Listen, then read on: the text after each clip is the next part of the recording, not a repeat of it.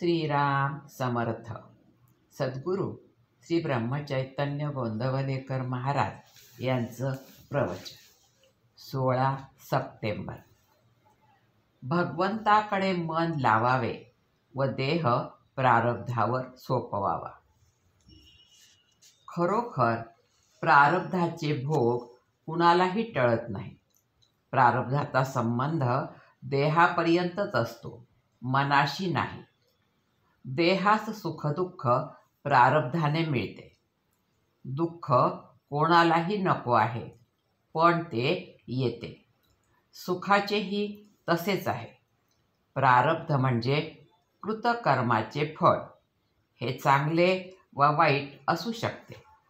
सुखाचे भोग आले तर माणसाला काही वाटत नाही, पण दुःखाचे प्रसंग आले की मनुष्य म्हणतो, मी देवाचे एवढे केले, मी आमक्या आमक्या सत्पुरुषाचा आहे, मग मला असे दुःख का भोगावे लागते.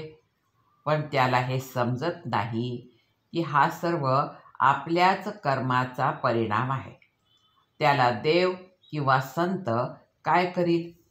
समजा आपल्याला काही पैशाची जरुरी आहे आणि आपल्या ओळखीचा माणूस किंवा अगदी जवळचा नातेवाईक एखाद्या मोठ्या बँकेचा मॅनेजर आहे, पण आपल्या स्वतःच्या नावावर बँकेत जर पैसे नसले तर तो काहीही करू शकत नाही. फारच झाले तर तो आपल्या स्वतःच्या खिशातून काही पैसे देईल.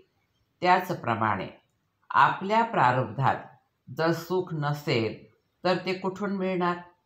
संत फार तर जरुरीप्रमाणे आपले दुःख स्वतः सोसून आपला भार हलका करील इतकेच. म्हणून आपल्या प्रारब्धाने आलेल्या बऱ्या वाईट गोष्टी देहाने भोगाव्या आणि मनाने भगवंताचे स्मरण ठेवावे. खरा भक्त हा देहाला विसरलेला असल्याने देहाचे भोग भोगणे व न भोगणे या दोन्हीची त्याला फिकीर नसते, म्हणून तो भोग टाळीत नाही. मनुष्याच्या देहाच्या अवयवात जसा कमी जास्तपणा असतो, त्याचप्रमाणे मनुष्याचे विकार आणि गुण पूर्वजन्माच्या संस्काराप्रमाणे म्हणजेच प्रारब्धाप्रमाणे कमी जास्त प्रमाणात येतात.